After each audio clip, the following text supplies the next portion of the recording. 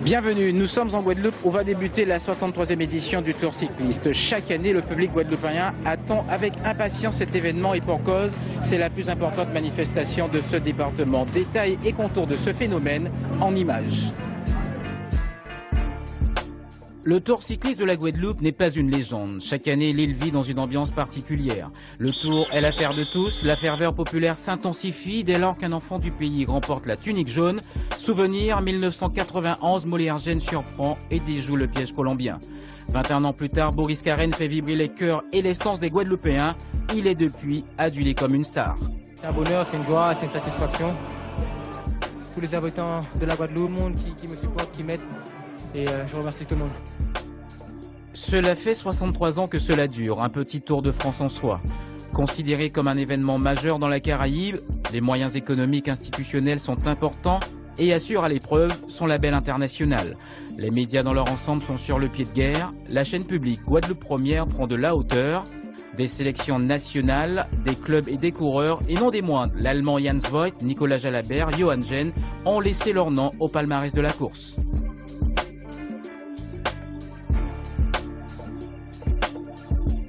Le Tour est devenu le premier sport guadeloupéen.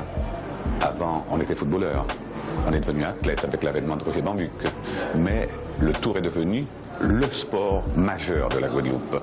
Et il ne l'était pas avant. Au départ, les coureurs guadeloupéens étaient un petit peu livrés à eux-mêmes, parce qu'ils ont fait quelques petites révolutions. Et à partir de là, il y a eu une avancée. On s'est un petit peu plus occupé des coureurs. Et en dehors de ça, beaucoup d'étrangers venaient. J'ai vu aussi un grand coureur costaricain qui s'appelait Delgado, qui a dû être 3e ou 4e d'un des tours cyclistes, et beaucoup d'autres coureurs étrangers qui venaient ici. L'arrivée des Colombiens en Guadeloupe. On les a annoncés comme des coureurs normaux, mais ça n'était pas des coureurs tout à fait normaux. C'était en 72. Ils ont gagné pratiquement toutes les étapes. Et surtout, leur façon de grimper. Leur façon de grimper, le mur de Saint-Claude et l'estomac à Frédéric. Tous ces coureurs venaient quelque part ici se faire aux compétitions étapes. Parce qu'il ne faut pas oublier que notre tour a fait quelques 12 étapes à un moment. On avait l'impression que le Tour cycliste de la Guadeloupe en étape était un peu l'antichambre des grandes compétitions à étapes ailleurs.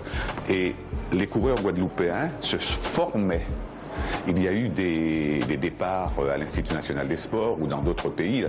Ils allaient se frotter à d'autres coureurs ailleurs au lieu de rester dans notre petite boucle entre nous. Mais ça a débouché forcément sur le fait que des Guadeloupéens participent au Tour de France. Ça, on n'avait jamais vu ça. Mais tout est parti de ce que je raconte, tout est parti de ce que je dis, parce que ce sport est devenu le sport guadeloupéen par excellence. Pourquoi le Guadeloupéen s'est-il à ce point attaché à son Tour cycliste? Peut-être parce que l'histoire du Tour est liée à une partie de celle du département. Mon Allemagne a créé le Tour en 1948. À l'occasion de l'abolition de l'esclavage, du centenaire. Et j'avais pas mal de collaborateurs à l'époque, il faut tout de même pas dire que c'est Camille Jabour seulement qui a créé le Tour. J'avais une équipe avec moi qui collaborait à match à cette époque-là. J'ai en main le match du premier Tour cycliste de la Guadeloupe. Vous voyez, organe officiel de la Fédération française de cyclisme en Guadeloupe. Vous voyez également que la manifestation était couverte par la Fédération française de cyclisme, donc c'était pas une course, comme on dit vulgairement, une course marron, mais une course bien officielle. Mes successeurs ont été à la hauteur de leur tâche. 2013. Ce tour est un vrai challenge pour la jeune équipe du comité régional. Présentation des équipes, c'est la partie officielle avant le départ. 8 équipes extérieures à côté des 15 clubs locaux.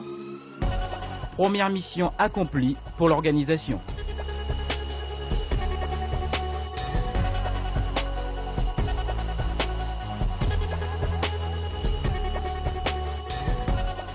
satisfait, soulagé, je ne trouve pas les mots.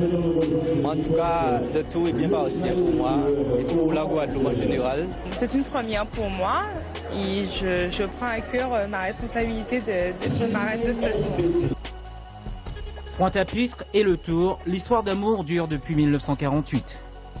La fête va d'elle-même. Regardez le public de ce soir. Il y a toujours un grand public à Pointe-à-Pitre et demain soir à l'Oricis, vous verrez qu'il y aura 2 fois, 3 fois plus de monde. Ce qui est important pour nous, c'est que ce tour puisse donner une bonne image de la Guadeloupe, une image combative, une image sportive, une image de solidarité. Et puis la région Guadeloupe, porteuse du maillot jaune, comme d'habitude, avec des thèmes très forts, une belle animation de ce tour. Vive le Tour de la Guadeloupe et vive les cyclistes guadeloupéens, tout le monde sportif guadeloupéen.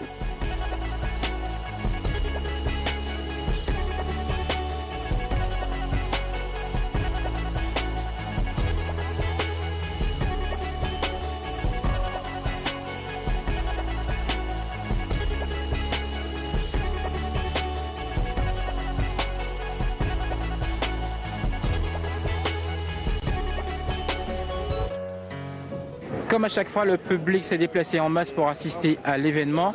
Bonjour messieurs. Le Tour cycliste, ça représente quoi pour vous? Comment dire, c'est fait en nous en Guadeloupe, c'est évité en nous en Guadeloupe. Effectivement, c'est une sorte de culture pour nous. Donc, ça a fait nous plaisir aussi. De venir garder, c'est un événement pour nous. Le Tour, pour moi, c'est une histoire de tout le temps. Et puis, c'est bien pour le pays, c'est bien pour le tourisme, c'est bien pour les Guadeloupéens. Je suis vacancière, donc en France c'est différent et là ça change. Donc voilà. Et puis c'est voilà, c'est en plus comment dire ensemble par rapport à en France, c'est plus on est plus unis quoi. Honneur au tenant du titre, Ludovic Turpin, sous les couleurs du VCG. Ils sont 5 sur ce contre-la-montre, mais seuls 4 ont le droit d'évoluer officiellement sur ce tour. Baronnie Le Chevalier, tout comme d'autres coureurs, ne seront pas autorisés à prendre le départ. Revenons à la course avec l'USL et Boris Karen qui réalise le 5e meilleur temps. Il couvre les 4 km 600 en 5 minutes 33 secondes. Mais sur le plan local, il y a mieux. Il y a l'Excelsior, bien emmené par Martial Gène. Les Bémaossiens se classent 4e, 5,30. C'est leur chrono. Au pied du podium, le team Peltrac de Samuel Plouinec qui a brillé lors du Tour de Marie-Galante 2011. Une équipe à prendre au sérieux. On a essayé de donner de tout pour la victoire. Malheureusement, pour le moment, à l'heure actuelle, on est 2e. C'est pas si mal. Écoutez, on va laisser place à demain et puis physiquement, je pense qu'on est tous bien. On est tous bien, ouais. On est content d'être ici et puis on laisse place à demain. 5,24, c'est le temps canon du Luxembourg. Longtemps, ça a été le temps de référence. Mais les Luxembourgeois ont trouvé plus fort qu'eux la Lettonie. Cette formation explose le chrono. Habituée du contre-la-montre par équipe, elle couvre les 4 km 600 en 5 minutes 21 secondes. Johan Cohen est le premier maillot jaune de ce Tour de Guadeloupe.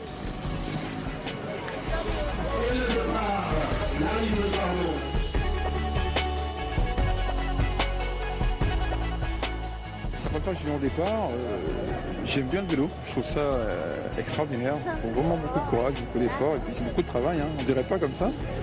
Mais je trouve que là ça a l'air d'être bien organisé, 25 équipes quoi. C'est aussi du boulot, hein, parce qu'on voit déjà les coureurs mais derrière il y a quand même quelque chose d'extraordinaire. Donc je leur souhaite bon tour. Faire du vélo, c'est comme nous, enfin, j'aime bien. Et vous, mademoiselle, le tour pour vous, c'est quoi? Je trouve que c'est très intéressant. C'est une journée où on peut observer, voir les équipes, différentes équipes courir, le départ et l'arrivée. Cet événement, c'est quoi pour vous? C'est un événement sportif et culturel de ce rencontre de la Guadeloupe. Merci. Mis à part le carnaval, bien sûr.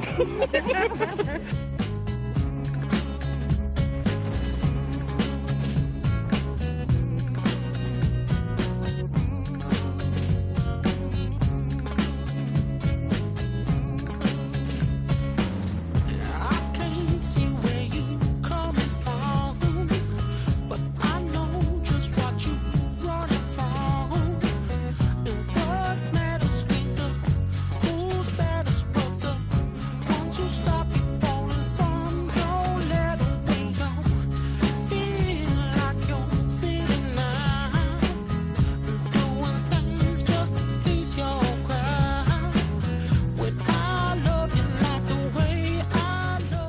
Ça y est, c'est fini pour le prologue. Le tour est lancé.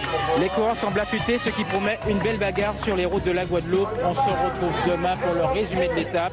Et c'est sur France O.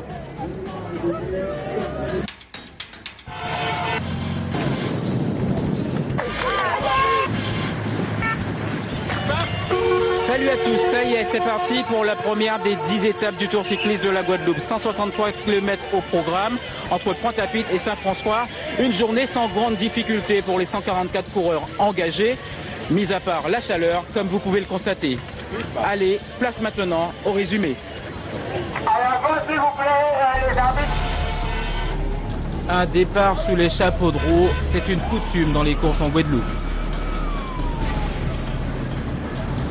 Après plusieurs tentatives infructueuses, deux hommes forment la première échappée matinale, le Belge Van Oldenbeck et le Français Pierre Le Breton. Première ascension du jour, la côte de Saline au Gosier, le Guyanais Denaïs Kondo dans la roue de l'Allemand Dutchman sont les premiers en compte. Ils sont suivis d'autres francs-tireurs, le peloton pointe à moins d'une minute. Kilomètre 43, un imposant groupe s'est formé à l'avant où se disputent les classements intermédiaires. Le peloton maillot jaune avec les différents leaders Ludovic Turpin, Dossard 1, vainqueur sortant, et Boris Karen ne se lâche pas.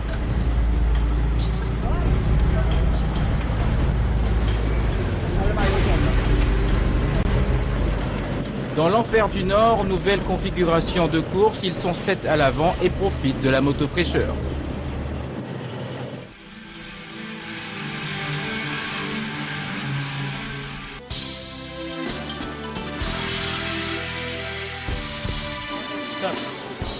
Porte d'enfer pointe de la vigie, méprisée par les touristes pour cette vue imprenable. Et comme vous pouvez le constater, les gens sont venus nombreux pour apprécier, encourager et surtout ravitailler les coureurs.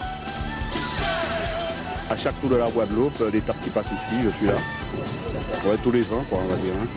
Franchement, pour voir les coureurs pour monter, je pense que c'est le mieux placé pour voir les coureurs. Et vous n'avez pas de bouteille, vous ne soignez pas?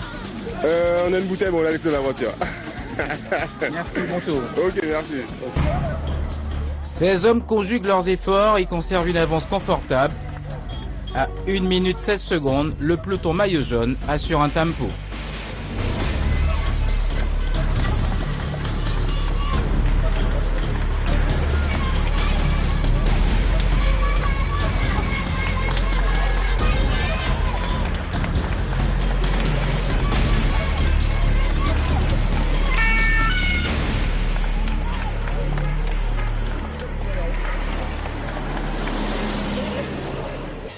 Les échappés accentuent leur avance qui avoisine les 4 minutes. Il y a danger pour les leaders prétendant au titre. Leur réaction ne se fait pas attendre.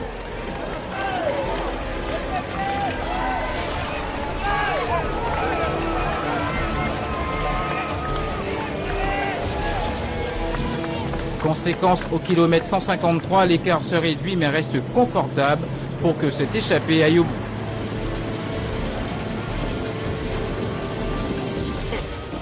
Ça se joue au sprint, le laiton Janis Dacteri s'impose en 3h52 minutes 23 secondes. Le peloton maillot jaune accuse un retard sur la ligne d'arrivée de seulement 29 secondes. Et on attend l'arrivée du peloton de Saint-François, c'est donc le maillot vert qui arrive maintenant. Le maillot vert, et c'est un Guadeloupéen, mesdames et messieurs, qui arrive en 3e position. Attention, Saint-François en 3e. Et c'est le peloton, mesdames et messieurs. Voici le peloton avec le maillot jaune qui fait entrer ici du côté de Saint-François pour cette première ville-étape. Dacteris Janis qui va endosser donc ce maillot jaune. Le conseiller régional donc de Guadeloupe, partenaire de cette soirée. Un nouveau leader. Cette étape a été animée par les coureurs. Demain au menu, une course en 2 tronçons. On sera là pour vous, bien sûr, sur France O. Même heure, même équipe. Salut à tous.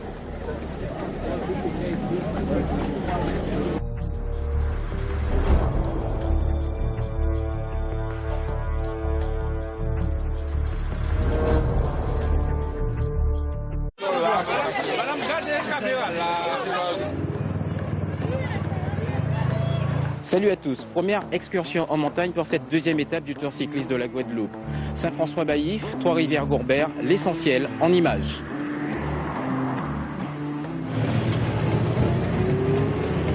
Ils sont 131 au départ de Saint-François. Comme d'habitude, les attaques fusent. Notons la tentative du Lituanien Svenzu, du Français Perget. Sous les couleurs de la Lettonie, du Bastérien Fakora, le peloton les rappelle à l'ordre.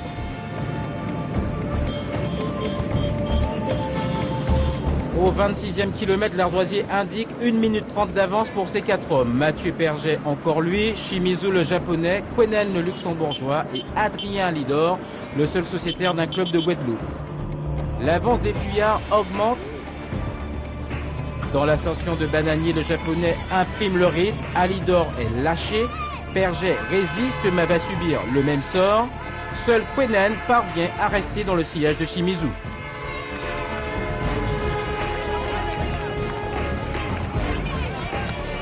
Le peloton du maillot jaune d'Actéris dans Salé Sapoti ne semble pas inquiet. Au sommet, c'est la chasse à la bouteille d'eau. Les deux fuyards conjuguent leurs efforts, mais un fait va modifier la physionomie de la course. La crevaison de Shimizu. Vite dépanné, il repartira. On a cru un instant que son compagnon d'échappée allait l'attendre, à l'évidence non, il poursuit son effort, ainsi Johan Quenen franchit la ligne d'arrivée en solitaire à Baillif. Shimizu est second. Le peloton maillot jaune accuse un retard d'1 minute 49.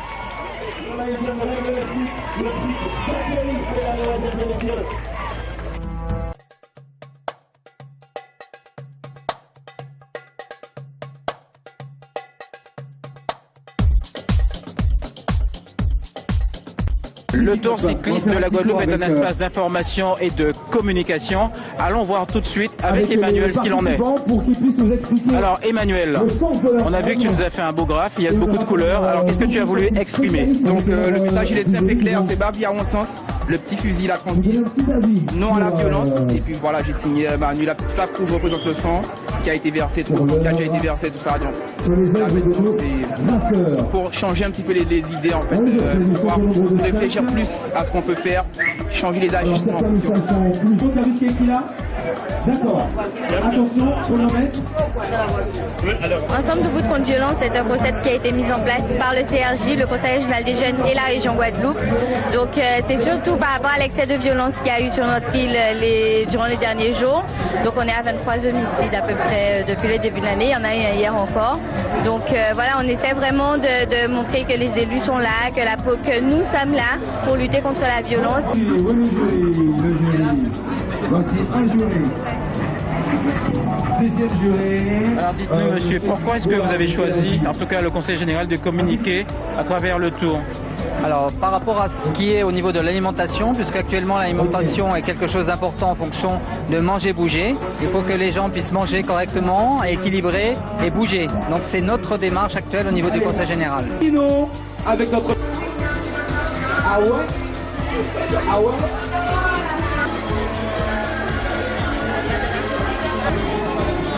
Attention, 1 minute pour le deuxième tronçon de l'étape du jour. Pierre Le Breton, porteur du maillot jaune cet après-midi, se classe 5e. Shimizu, le japonais, affiche ses ambitions. Il réalise le 4e temps. Son coéquipier Damien Monnier fait mieux que lui. Il est sur la 3e marche. Le Vénézuélien José Chacon se refait une santé. Il est à la 2e place.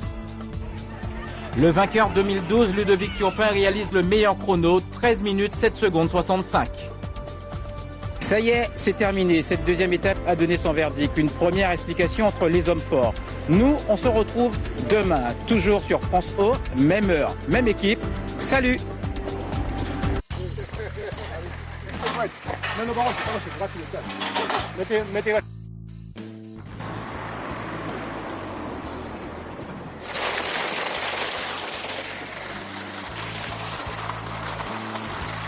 Nous sommes à Gourbert, ville départ de cette 3e étape. Les coureurs devront parcourir 145 km 700 pour rallier Le Gosier. L'essentiel en images.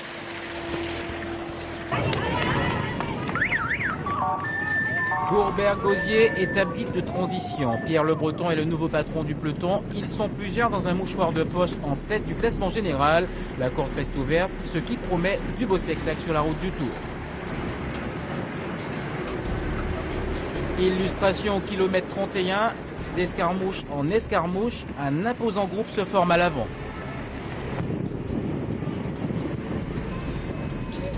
Il se compose de baroudeurs, de coureurs pas trop mal classés au général, les ingrédients d'un échec puisque d'autres éléments tels Boris Carène, leader dans le cœur des Guadeloupéens, a rejoint l'escouade.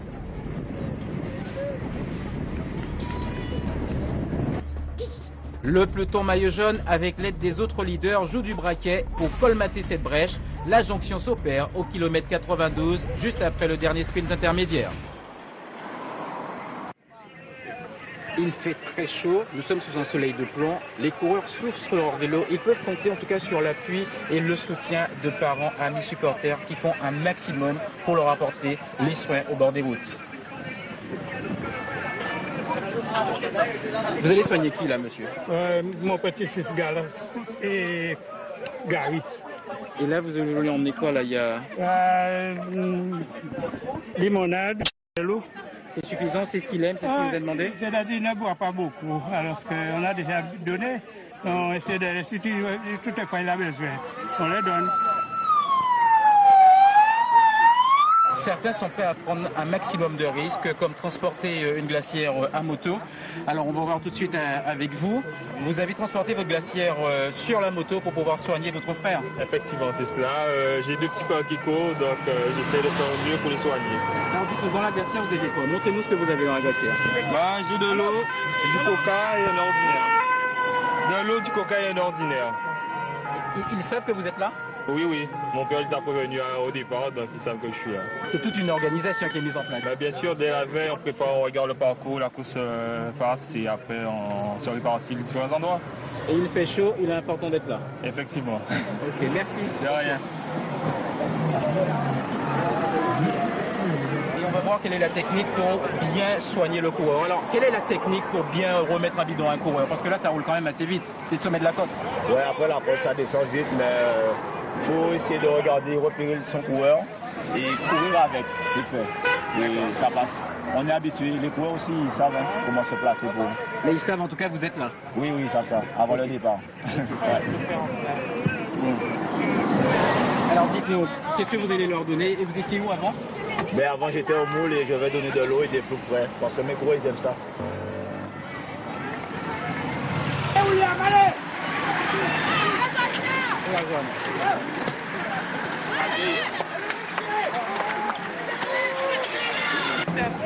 Voilà, maintenant on part pour l'arrivée, on va dire. Pour l'arrivée. Mais c'était raté le soin là? Ouais, c'était raté parce que c'était pas mon coureur, mais j'ai voulu faire un petit don, on va dire. Ok. Ok, allez. À plus. 3 coureurs parviennent à tirer leur épingle du jeu. Daniel Bernal, USL, quadruple vainqueur du Tour. Mathieu Perget de la formation Letton. Cédric Eustache de la sélection Martinique. Ils vont compter une avance confortable. Bernal est même un instant virtuel maillot jaune. Conséquence, c'est reparti pour quelques tours de manivelle dans le peloton. L'écart des fuyards se réduit. Il conserve une marge suffisante pour le gain de l'étape et c'est le Martiniquais, Cédric Eustache qui l'emporte, précédant dans l'ordre Perget et Bernal. À 54 secondes, le peloton maillot jaune. Au général, à l'issue de cette 3e étape, Pierre Le Breton reste en jaune. Pas de changement majeur par rapport au classement de ce matin.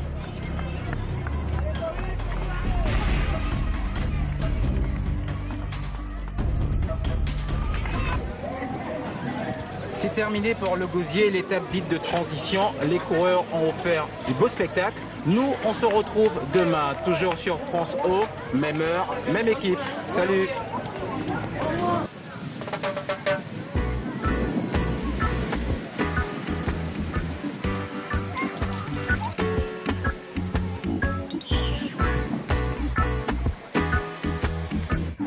Nous sommes au Gauzier, point de départ de la 4e étape. Les coureurs devront escalader plusieurs cols pour rallier Sainte-Rose, l'essentiel en images. Avec 4 ascensions au programme, c'est l'étape la plus montagneuse du Tour. Dès les premiers kilomètres, ces 4 hommes prennent la clé des champs. B6, Lettonie, Jiménez, République Dominicaine, Dimitri Delio, USL Guadeloupe et Johan Daubin, sélection Martinique. Vers nous, première escalade en guise d'entrée de ce menu du jour. Les fuyards ont reçu le renfort de 2 éléments. Derrière, le peloton maillot jaune pointe à plus d'1 minute. Eustache et Luce sont en contre avant le premier passage à Sainte-Rose. À l'estomac Frédéric, le premier plat de résistance, Christian Luce fait une indigestion, Cédric Eustache avale à son rythme.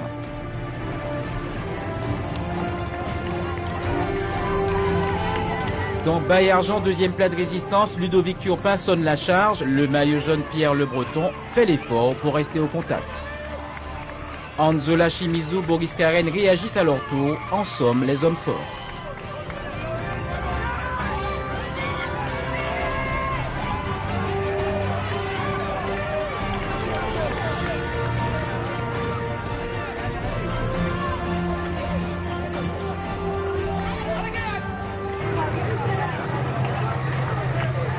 Nous sommes à Baillargeon, l'une des principales difficultés de cette étape, mais également du Tour.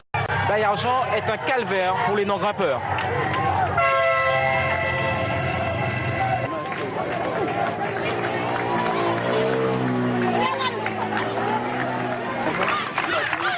Je t'accompagne? Je t'accompagne? Mais tu vas me dire un petit mot, hein? C'est ça le truc. Alors comment ça va? Mal. Ouais. Alors, hein? Tu t'approches? Je m'approche, je vais déterminer là. On va voir le map. Ok, mais courage. Merci. Allez. Ok.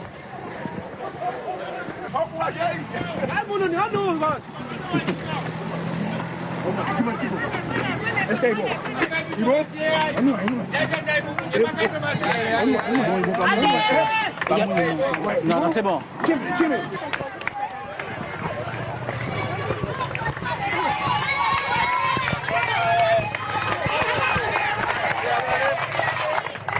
Alors, comment vous les avez trouvés là? Ils se débrouillent bien, parce que c'est pas facile. Et pour vous? Ça va pour le moment. Ok.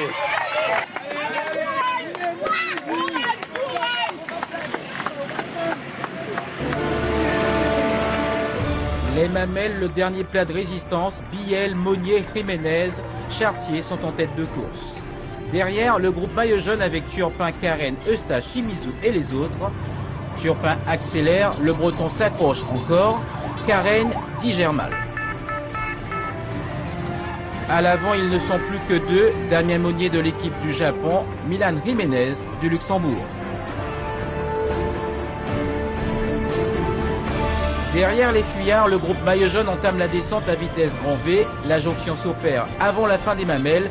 Il ne manque que Boris Karen pour compléter le tableau des favoris.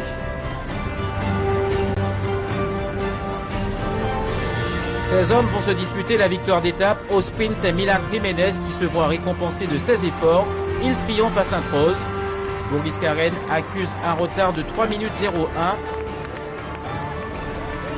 Pierre Le Breton reste toujours vêtu de jaune. Shimizu, deuxième à 17 secondes. Ludovic Turpin est à la 5e place. À l'issue de cette étape, on y voit plus clair dans le classement général. Certains se sont repositionnés, d'autres ont certainement perdu le Tour cycliste de la Guadeloupe. On se retrouve toujours demain sur France O, même heure, même équipe. Moi, cette belle étape m'a donné envie de reprendre le vélo.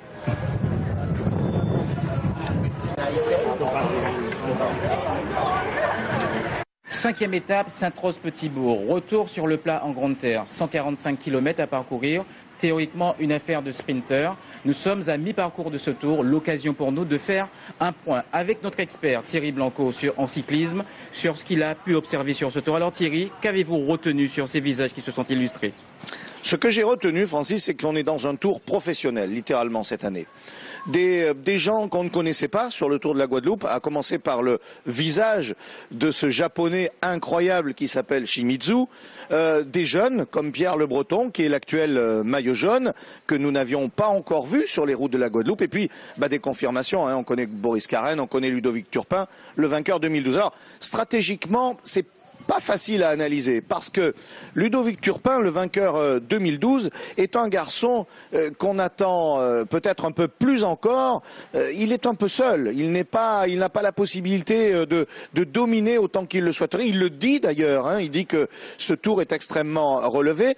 On attend maintenant, dans la deuxième partie de ce parcours, de voir comment Shimizu va agir dans la montagne à partir de demain, puisque je rappelle que nous avons une deuxième étape de montagne dans laquelle Boris Karen, hier, a déjà perdu beaucoup de temps. Boris Karen qui est une star ici, mais qui cette année est dominé. Et puis, ce surprenant Pierre Le Breton. Je rappelle que Pierre Le Breton est étudiant en médecine au-delà d'être coureur cycliste, qu'il est même médecin depuis le mois de juin et qu'il n'avait pas eu, nous a-t-il dit, le temps de s'entraîner convenablement pour préparer ce Tour de la Guadeloupe. Dites-moi si c'était entraîné comme il fallait, où on en serait alors? Alors, puisque à l'issue de cette étape de montagne, la montagne quelque part a accouché d'une souris, pas vraiment de gros écarts entre ses principaux leaders. Est-ce que selon vous, ça peut jouer soit dans le contre-la-montre ou l'autre étape de montagne? Écoutez, il y a peut-être deux réponses. La première, elle est collective. Comment chacune des équipes de ces coureurs vont-elles agir pour leur leader? On n'a pas encore vu les coéquipiers de Pierre Le Breton auprès de lui dans la montagne. On n'a pas vu non plus les coéquipiers de Ludovic Turpin, il en a très peu avec lui dans la montagne. Les seuls que nous voyons de manière assez solidaire, finalement, ce sont ces Japonais, cette équipe japonaise avec ces deux coureurs français, Damien Monnier, vainqueur d'étape sur le Tour d'Italie, et puis bien sûr Thomas Lebas, qui est excellent sur tous les terrains. Après, le contre-la-montre, vous savez, si dans l'étape de demain, Ludovic Turpin craque, que Pierre Le Breton et Shimizu passent à l'attaque à l'avant, le contre-la-montre va être très compliqué et ne sera pas décisif. Si les coureurs se neutralisent demain dans l'étape de montagne, eh bien dans le contre-la-montre, on peut donner un avantage à Ludovic Turpin, mais méfions-nous de Pierre Le Breton et méfions-nous encore de ce surprenant Shimizu. C'est très ouvert, ça n'est pas fini et c'est tant mieux parce que cette année on a choisi de vous le faire vivre sur France O. Tout à fait, et surtout encore sur France O, l'essentiel de ce résumé en images. Pierre Le Breton salue Sainte-Rose, lui et la caravane continuent la route du Tour. C'est la course par excellence pour les 100 grades, conséquence les accélérations fusent pour fausser compagnie au peloton. Beaucoup de francs-tireurs malgré la pluie, l'échappée du jour, grosse sensation pour la Guadeloupe, un imposant groupe creuse un écart suffisant sur le reste de la troupe, au sein duquel Boris Karen, l'enfant chéri du pays. Boris Karen accusait ce matin un retard de 5 minutes 38 sur le porteur du maillot jaune. Leur avance avoisine les 7 minutes, le Guadeloupéen est à cet instant virtuel leader du Tour. Derrière, le groupe maillot jaune, fortement réduit, part à la chasse aux fuyards.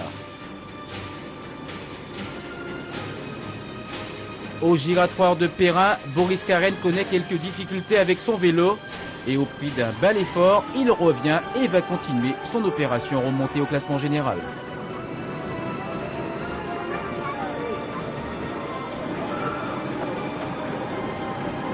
Dans le groupe, certains ne pensent qu'à la victoire d'étape. Tentative du sociétaire belge Daniel Dominguez. Le groupe va se reformer, Boris Karen ne ménage pas sa peine.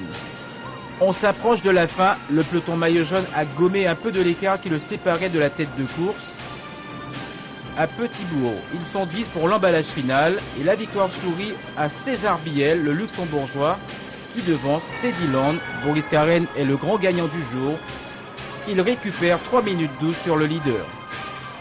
Pierre Le Breton reste en jaune, Boris Karen remonte à la 9e place, avec Ludovic Turpin 5e, ils sont les meilleures chances des clubs locaux.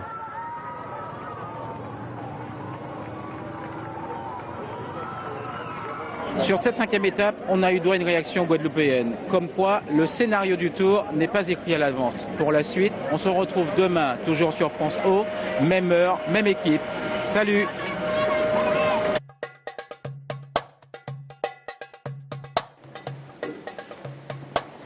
Il est 6h40. L'équipe du Japon est à table. Allons voir ce qu'il y a dans leur assiette. Alors, avec vous l'entraîneur. Oui. Alors, dites-nous un petit peu déjà autour de ce qu'il y a dans les assiettes. J'essaie de manger tout ce qu'il y a de mieux là-bas, là. Sinon, il faut qu'ils prennent les féculents, etc. pour l'étape de ce matin. Shimizu lui a choisi un jambon beurre, c'est ça? Voilà, ouais. On a fait ici en Andescade. Miyataka, il mange de tout et n'importe quoi. Par exemple, il va commencer entre plat, dessert. Normalement, c'est fini. Et après, le plat. Après, dessert. Un jour, il va commencer par le dessert. Dessert, plat, entrée. Voilà. Voilà.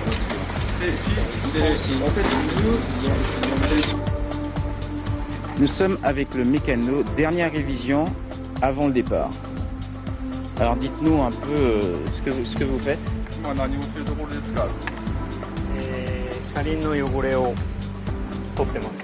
Il est en train de nettoyer les impuretés sur les roues pour éviter les crevaisons.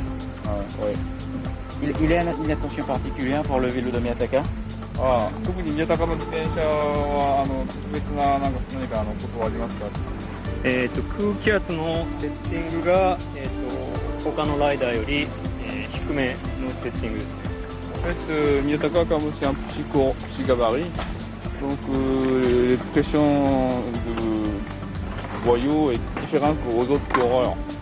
À chaque fois, il faut régler différemment. Winner today? Yes. Yes. Je vais gagner. Thank you. Comme une prémonition, on peut se demander si au départ de cette 6e étape, la montagne prévue sur ce tracé va être le juge de paix dans la lutte pour le classement général. Les baroudeurs non grimpeurs n'ont d'autre choix que l'attaque pour franchir les sommets avant les meilleurs. 11 coureurs s'extirpent du peloton. À Sainte-Anne, ils ont une avance de 45 secondes. Pas de danger pour Pierre Le Breton, le leader, ses principaux rivaux sont à son niveau.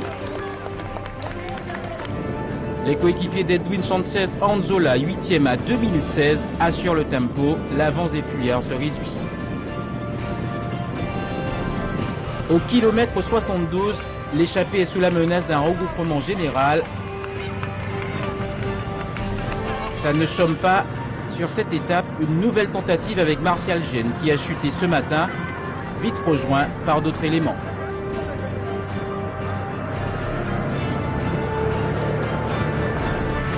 La côte de Versailles, Pierre Le Breton accélère, Anzola, Karen et les autres suivent. La bagarre annoncée des mamelles a bien lieu. Turpin place une banderille, Shimizu revient au train. À vrai dire, ils sont 4 à prendre la direction des opérations. Turpin, Shimizu, Anzola, Chacon. Bernal, Karen, Eustache accompagnent le maillot jaune qui perd pied. Shimizu confirme qu'il est bien le leader de sa formation. Il est le premier au sommet des mamelles. Dans la foulée, il s'arrête sur crevaison et change de roue. Déterminé, le japonais vainqueur du Tour de Martinique en 2011 revient au niveau de ses compagnons avec l'aide de son équipier Thomas Lebas. À Pigeon, dernière ascension majeure de ce tracé, Shimizu recolle tout seul. Shimizu maillot bleu conduit les opérations parce qu'il est virtuel leader du Tour. Deuxième coup du sort, le japonais chute. Se relève, ses compagnons de route fair play l'ont attendu.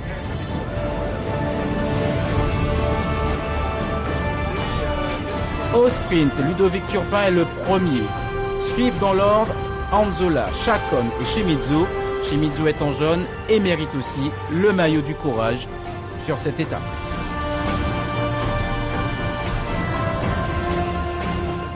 Vieux Habitant a toujours offert son lot de rebondissements au Tour cycliste. Cela s'est vérifié une nouvelle fois. La suite demain, toujours sur France O, même heure, même équipe. À bientôt.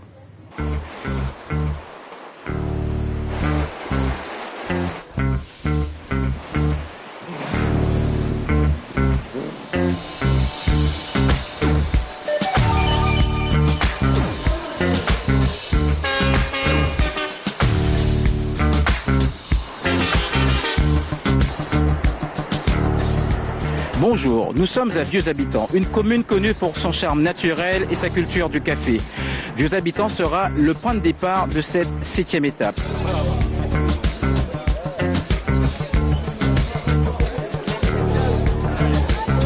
Nous sommes à quelques minutes du départ de cette étape, reliant Vieux Habitant à Capesterre-Belle-Eau.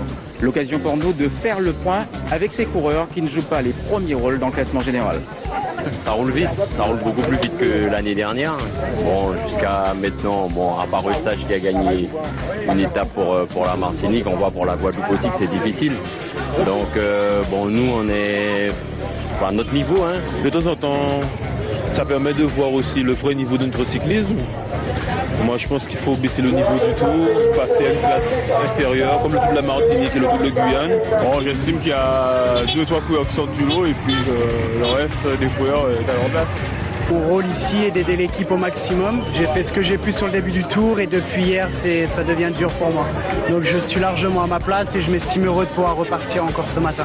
Un coureur qui m'a impressionné, c'est ce que je voulais que hier, c'est un coureur du Team Peltrax, 237, je crois que c'est Pouinec. Il était assez impressionnant, il était avec moi à l'avant et après on m'a mis là plus accroché avec les meilleurs.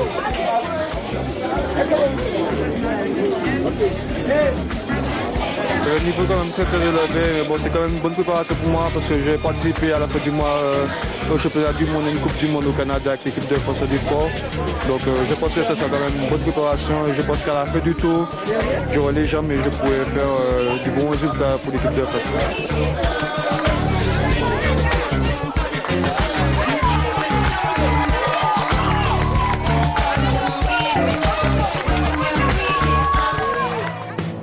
Les coureurs ont quitté Vieux Habitants. Miyataka Shimizu arbore sa nouvelle tunique de leader.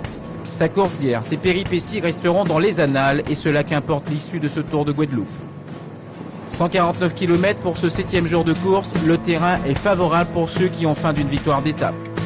6 coureurs caracolent en tête: Copas, Luxembourg, Pouvin, Trois-Rivières, Plouinec, Team Peltrax, Perran, Sainte-Anne, Barolin, Gillette Fusion, Gênes, Excelsior.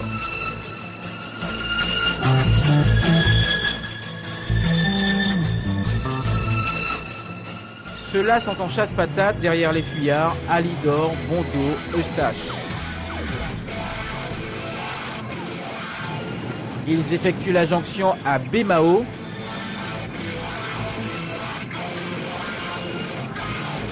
Le peloton est sous contrôle des équipiers du leader qui passent une journée tranquille. Karen s'agite en tête du peloton, histoire de se dégourdir les jambes. Rien d'inquiétant pour le maillot jaune. Devant, ils sont dans les derniers kilomètres, trop nombreux pour arriver au sprint. La Guadeloupe veut d'une victoire. Kéran Barolin de Gillette Fusion, parti sous la flamme du dernier kilomètre, comblera ce vide. Sa joie est immense. Le peloton termine à quelques secondes des premiers. Pas de changement au classement général. Shimizu reste en jaune.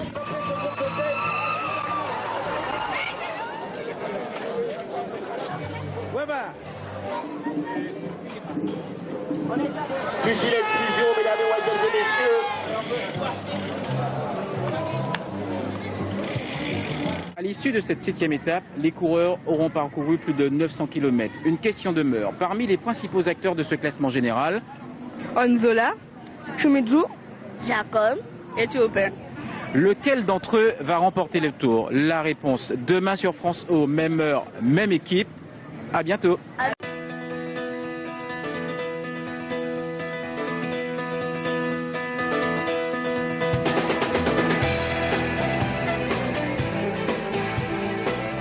Nous sommes à l'allée du Manoir, site touristique et symbolique de Capesterre-Belle-Eau, où sera donné le départ de la 8e étape. Étape dite de vérité, surtout dans sa deuxième partie en contre-la-montre individuelle.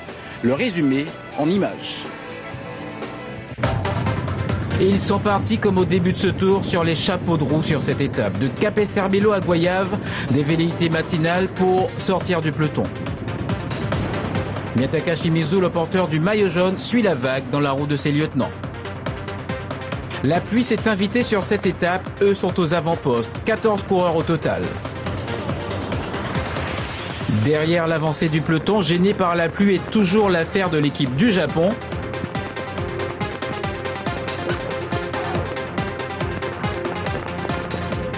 Thomas Lebas grimace. Après sa chute, Shimizu vient de perdre un équipier de taille.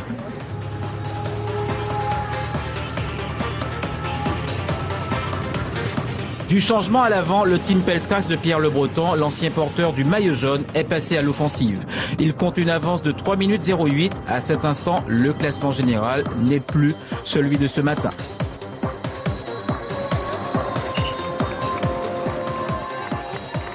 Une onde tropicale traverse la Guadeloupe. Les coureurs bravent le bitume. Les supporters, toujours aussi nombreux, restent fidèles au tour. Bonjour la famille. Alors malgré la pluie, vous avez certes les parapluies, vous avez tenu à être présent. Expliquez-nous ce qui vous anime pour être là. Alors la course, c'est la popularité de la course, justement sur la Guadeloupe. Alors tout le monde, on était là-bas, on a entendu la déviation, nous sommes déplacés pour venir regarder le passage par ici. Il y a tous les Guadeloupéens, tous nos beaux cyclistes qui courent, alors on est obligé d'être là. Qu'il pleut, qu'il neige, on est obligé d'être là parce que nous sommes Guadeloupéens, il faut soutenir les équipes de la Guadeloupe. C'est la passion, donc on est au bout avec les coureurs, avec les Guadeloupéens pour essayer de les soutenir au mieux. Je suis un sportif et donc je pense qu'il faut encourager les sportifs. Surtout maintenant on parle beaucoup de la violence et tout, donc quand vous avez des jeunes qui font du sport, il faut les encourager. C'est tout. On est des fans de l'USA, donc il faut qu'on vienne les supporter. S'ils sont là, nous devons être là obligatoirement. Aux abîmes, beaucoup de monde malgré le temps pluvieux, le tour fait recette. Ils sont là et apprécient la victoire de Stéphane Larochelle du team Orange USR Vélo. C'est la deuxième victoire guadeloupéenne.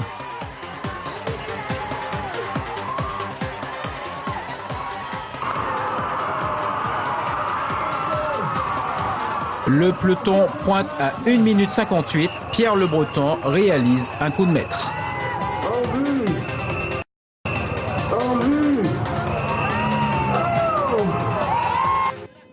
L'autre tronçon de cette étape, un contre-la-montre individuel, un duel au braquet.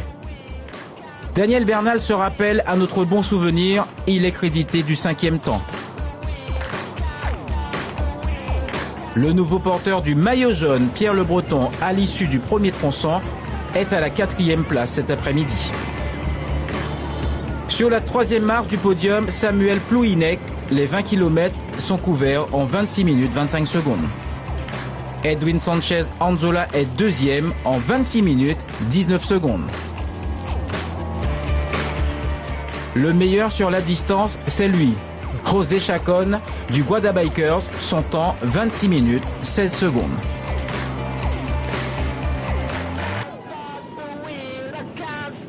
Pour la petite histoire, Miyataka Shimizu en jaune ce matin perd du terrain, c'est le 12e temps du contre-la-montre. Ludovic Turpin, vainqueur du Tour en 2012, est seulement 6e. Au classement général, Pierre Le Breton reste en jaune, Chacon suit à 1 minute 08, Shimizu est 3e à 1,23. Vu les écarts, le Tour n'est pas encore joué. Bonjour, je suis Olivia Montauban, marraine du Tour 2013. Nous avons eu une très belle étape aux abîmes. La suite et la fin demain sur Fonceau, même heure, même équipe. À demain.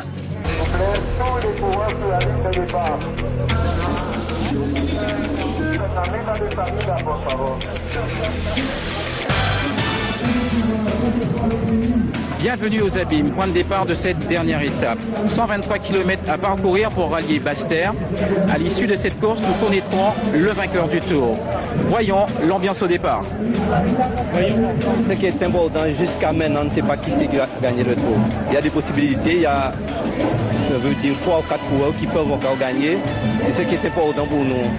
Je n'ai pas gagné encore, là. Je vais tout faire pour gagner. Hein. Là maintenant, là, j'ai envie d'en finir parce que là, j'en ai plus. Je vais être chauvin, vu que les Guadeloupéens sont chauvins. Je suis auprès d'une personne qui habite la même région que moi. Et je souhaite que ce soit quelqu'un de ma région qui gagne. Donc voilà, que Pierre Le Breton gagne et qu'il fasse briller la Normandie en Guadeloupe.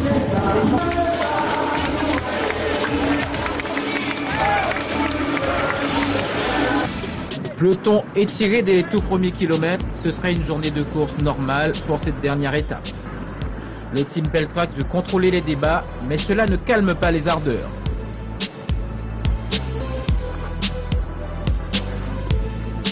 Au kilomètre 20, c'est 4 hommes qui caracolent en tête.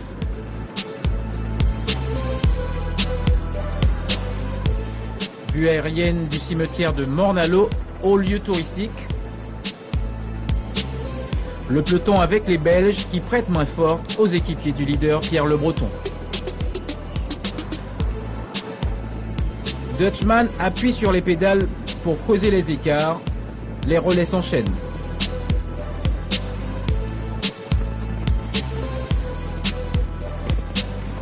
L'un des frères Copas est victime d'une crevaison à l'arrière du peloton. Il sera vite dépanné par sa voiture technique. Nous sommes toujours dans cette même configuration, 4 fuyards en tête, un peloton à l'affût, un contre-conduit par Gobin de la sélection de Martinique et d'autres hommes. Keiran Barolin rejoint le groupe.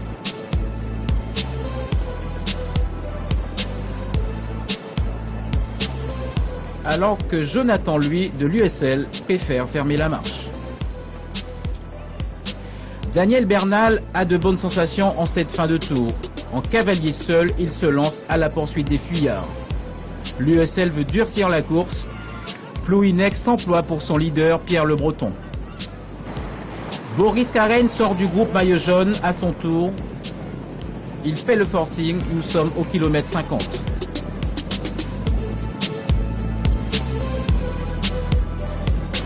Karen rejoint l'échappée, comme l'a fait Bernal, Jiménez et Monnier.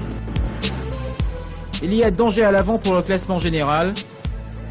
Monnier du team Anchor Japon est virtuel maillot jaune. Le gilet de fusion UVN roule derrière. On s'approche de Salé Sapotille avec les fuyards et c'est Boris Karen qui mène la danse. Monnier Dossard 29 sait qu'il a un coup à jouer et ne ménage pas ses efforts.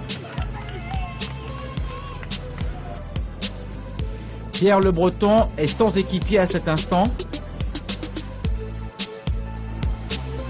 Devant, ils ne sont plus que 3 et ont perdu un peu de l'avance qu'ils avaient sur le groupe maillot jaune. La victoire va se jouer entre ces 3 hommes. Boris Karen lance le sprint. Mais c'est Jiménez qui déborde. Karen est battu chez lui à Basse-Terre. Jiménez remporte sa 2e victoire, la 5e pour son équipe.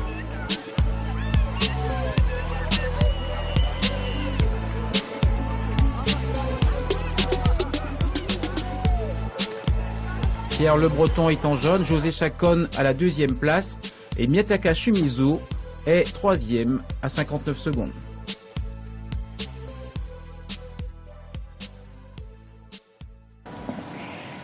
Le Tour 2013 est terminé. Merci de votre fidélité. Rendez-vous sur France O pour les meilleurs moments du Tour. Même heure, même équipe. À demain.